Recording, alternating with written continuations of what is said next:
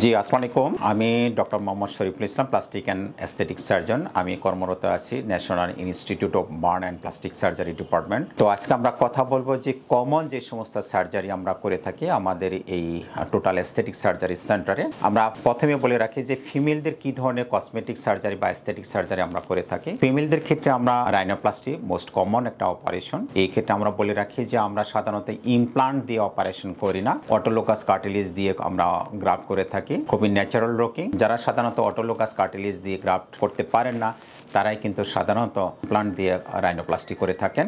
Second operation এখানে হয়ে থাকে ব্রেস্ট অগমেন্টেশন, অর্থাৎ ব্রেস্টকে বড় করা। পাশাপাশি কিন্তু ব্রেস্ট ছোট আমরা অপারেশন করে থাকি।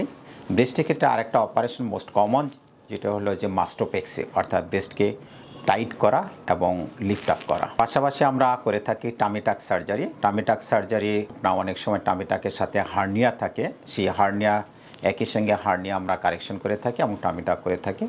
জেনারেল সার্জনরা সাধারণত টামিটাক করেন না, শুধুমাত্র হার্নিয়াটা কারেকশন করে দেয়, সুতরাং আপনার সেখানে প্লিজেন্ট লুকিং পাবেন না। আমরা একই সঙ্গে হার্নিয়া কারেকশন করে দিয়ে থাকি এবং একই সঙ্গে আমরা টামিটাক সার্জারি করে থাকি। টামিটাকের পাশাপাশি আমরা লাইপোসাকশন করে থাকি।